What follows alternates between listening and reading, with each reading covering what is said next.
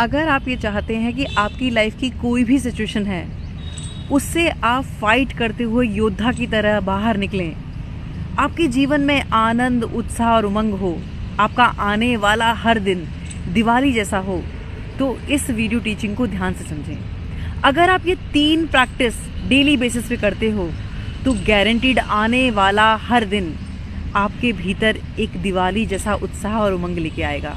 पर ये प्रैक्टिस आपको नियमित अभ्यास के रूप में करनी है। सबसे पहले इस बात को समझना है कि इन प्रैक्टिसेस को हमें करना कैसे है। हमें प्रैक्टिसेस करने से पहले ये समझना है कि ये पूरा ब्रह्मांड एक अदृश्य शक्ति के कंट्रोल में है। फिर चाहे हम उसे किसी भी रूप में माने, गॉड, ईश्वर, भगवान, या फिर माने या ना माने, पर कंट्रोल उसी के हाथ में है। हम कितनी भी स्ट्रैटेजीज बना लें, कितने भी गोल्स और प्लान्स बना लें, पर जब तक वहाँ से साथ नहीं है तो सब कुछ धरा का धरा रह जाता है। जैसे अभी मैं बोल रही हूँ और आप लोग ये वीडियो सुन रहे हैं, देख रहे हैं, तो आप ये समझें कि ये कोई है अदृश्य शक्ति जो बुलवा रही है, जो सुनवा रही है और जो दिखवा रही है। अगर भीतर का जो सिस्टम है, अगर एक तार इधर से उधर छिड़ जाए तो हमारी इतनी भी शक्ति और सामर्थ्य नहीं कि हम अगली सांस भी ले पाएं, हम कुछ बोल पाएं, देख पाएं या सुन पाएं। इसीलिए ये प्रैक्टिसेस हमें सरेंडर भाव के साथ शुरू करनी है। अब सबसे पहली जो प्रैक्टिस है वो स्पिरिचुअल प्रैक्टिस का नाम है cut the cord. Cut the cord को समझने से पहले इस बात को समझते हैं कि जैसे अभी इन दिनों फेस्टिवल है दिवाली और घरों में दिवाली की सफाई चल रही है, तो मैं एक मिडिल क्लास फैमिली से हूँ, तो आप लोगों ने भी इस चीज़ को ऑब्जर्व किया होगा, नोटिस किया होगा कि हमारे घर में बड़ों की आदत होती है, हमने ये चीज़ बचपन से देखी है कि दिवाली के समय पूरे कमरों की, स्टोर्स की सफाई होती है, सारा सामान बाहर निकाला जाता है और फिर ये कहा जाता है कि ये रिमोट है, ये तो काम आ जाएगा, इसमें सिर्फ एक सेल डालने की ज़रूरत है, ये प्रेस है, इसका ये डोरी ख़राब हो रही है, ये चेंज हो जाएगी, ये काम आ जाएगी। अच्छा, इसका एक स्विच ख़राब है, बस इस स्विच को चेंज करते ही ये भी काम में आ जाएगा। फैक्ट ये है कि ये सिर्फ कहा जाता है और चीज़ें वापस रख ली जाती है और वो सामान कभी काम नहीं आता है। जब हमें चीज़ों की ज़रूरत होती है तो हम नया सामान ले आते हैं और वो भूल भी जाते हैं कि वो हमारे पास ऑलरेडी है और वो काम कभी आता ही नहीं है हमारे सामान। तो यहाँ हमें ये करना है कि दिवाली का मतलब है अपने एनवायरनमेंट को क्लीन करना।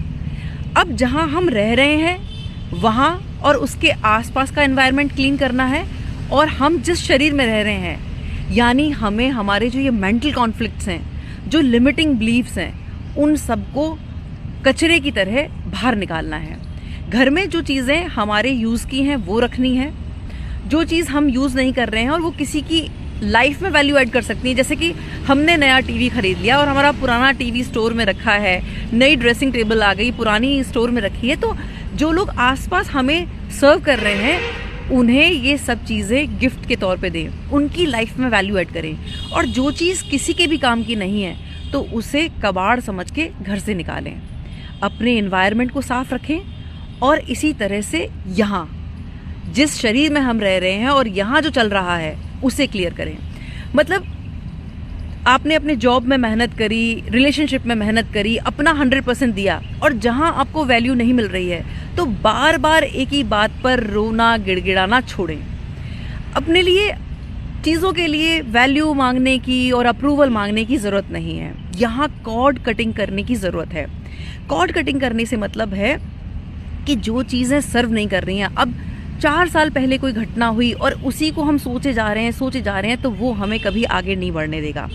तो जो चीज़ें हमारे लिए वैल्यूबल हैं उन्हें हमें अपने साथ रखनी है। जो एथिक्स, वैल्यूज़ मायने रखते हैं, सिर्फ वो चीज़ें याद रखनी है, अच्छी घटनाएं साथ में रखनी है और इन सब चीज़ों को कट कर देना है। अब मुझे इतना दुख होता है कि मैं देखती हूँ कि जो ये यूथ है उनकी ज़िंदगी का एकमात्र उद्देश्य ये रह गया है कि वो सोशल मीडिया अकाउंट से या व्हाट्सएप से कब अनब्लॉक होंगे। मतलब उनकी जो पोटेंशियल है वो सिर्फ इस बात में जा रहा है कि सामने वाले में इतनी शक्ति है कि वो जैसे चाहे उन्हें नचा सकता है, सिर्फ उन्हें ब्लॉक करके। तो जो लोग आपको वैल्यू नहीं दे रहे हैं, आपके इमोशंस को नहीं समझ रहे हैं, तो बार बार रोने गिड़गिड़ाने से बेहतर है वहां से कॉर्ड को कट कर दे। सांसारिक रूप में उनसे रिश्ता तोड़ने की जरूरत नहीं है, लेकिन यहाँ जो कॉन्फ्लिक्ट चल रहा है कि मुझे वैल्यू नहीं मिल रही है, वहां से ये जब तक कट नहीं होगा तब तक कुछ नहीं बदलेगा। और अब यहाँ मैं एक चीज़ और बताना चाहूँगी कि जब तक आप ये काम नहीं कर पाते हैं तो आगे 2 स्टेप्स सीखने की ज़रूरत नहीं है, क्योंकि अगर आपने ये नहीं कर पाया और सिर्फ इस नॉलेज को लिया तो ये नॉलेज भी कचरा है। क्योंकि कितना भी इम्पोर्टेंट ज्ञान है, अगर वो हम उसको यूज़ नहीं कर रहे हैं तो उसका कोई अर्थ नहीं है। तो अगर आपको लगता है कि ये स्टेप वाकई इम्पॉर्टेंट है और आप कर सकते हैं, तभी आगे वीडियो देखें, नहीं तो अपना बहुमूल्य समय खराब ना करें। अब दूसरा स्टेप है इन्वेस्ट इन न्यू, नई चीज़ों में इन्वेस्ट करना। अब यहाँ इन्वेस्ट इन न्यू का मतलब ये नहीं है कि पुराना रिश्ता छोड़ा और अब नया रिश्ते में पड़ गए, फिर वही एफर्ट्स डाले, फिर अपना वही एक्सप्रेस किया, फिर वहाँ से वैल्यू नहीं मिली, फिर रोना धोना नहीं। अब ये समझना है इन्वेस्ट इन न्यू का मतलब है अपनी पर्सनल ग्रोथ और अपने इमोशनल, फिजिकल, मेंटल हेल्थ पर काम करना है। हर उस हॉबी को प्राथमिकता देनी है जो आपकी लाइफ में सुकून और वैल्यू ऐड करती है। इन्वेस्ट इन न्यू का मतलब ये नहीं है कि अब दिवाली आ रही है तो टशन दिखाने के लिए रुतबे में एक बड़ी कार ले आए 20-25 लाख की, और अब फिर ये टेंशन है कि अभी किश्त कैसे जाएगी, लाख रुपए का मोबाइल ले लिया। मैं आपको बताऊं, अभी 3-4 महीने पहले ही मैंने नया फ़ोन जब लिया था तो वो तकरीबन 42-45 हज़ार का आया। तो मेरे स्टाफ में सब बच्चे मेरा मजाक उड़ा रहे थे कि क्या मैम आपने ये क्या फ़ोन लिया है, आपको तो लाख रुपए का फ़ोन लेना चाहिए था। अब मुझे ये बताएं कि लाख रुपए का फ़ोन का मेरा क्या मतलब है। इस फ़ोन से मुझे वीडियो क्वालिटी मिल रही है और मुझे साउंड अच्छा मिल रहा है, मेरा पर्पस सॉल्व हो रहा है, और ये मेरी स्मार्ट इन्वेस्टमेंट है, क्योंकि मेरी यही स्किल मुझे कमा के दे रही है। एक स्पीकर के रूप में ये मुझे कमा के दे रहा है, तो ये मेरी स्मार्ट इन्वेस्टमेंट है, मुझे शो ऑफ नहीं करना है। इसी तरह से हमें किसी भी ऐसी चीज़ में इन्वेस्ट नहीं करना है जिसका प्रेशर हमारे दिमाग में है, किश्त का दिमाग में है, और फिर हम अपने उस रोज़मर्रा की ज़िंदगी का आनंद ख़राब कर रहे हैं। इन्वेस्ट इन न्यू का मतलब है ऐसी चीज़ों में इन्वेस्ट करना जो हमें वैल्यूबल बना रही हैं। वो सारे कोर्सेज जो आपको अपलिफ्ट करें, आपके भीतर कॉन्फिडेंस बूस्ट करें, वो सारे कोर्सेज में एनरोल करना है और उन चीज़ों को लाना है जो गैजेट्स हमें वैल्यूबल बनाएंगे। अब आती है तीसरी प्रैक्टिस। तीसरी प्रैक्टिस है विटनेस योर लाइफ। हमें साक्षी भाव से अपनी पूरी लाइफ को देखना है। इसको इस तरह से समझते हैं कि जैसे ये मैं वीडियो बना रही हूं, तो अभी जब मैं ये वीडियो बना रही हूं तो मैं इसमें लीड हीरो हूं, पर जब मैं ये वीडियो रिकॉर्ड कर चुकी होंगी और अपना ही वीडियो देखूंगी तो मैं एक साक्षी भाव से देखूंगी, एक ऑडियंस के रूप में देखूंगी। तब मुझे ये नोटिस करना है कि कहाँ मुझसे गलती हुई, कहाँ मैं फंबल मुझसे हुआ, कहाँ मेरा उच्चारण गलत था, कहाँ मुझे पॉज लेना था।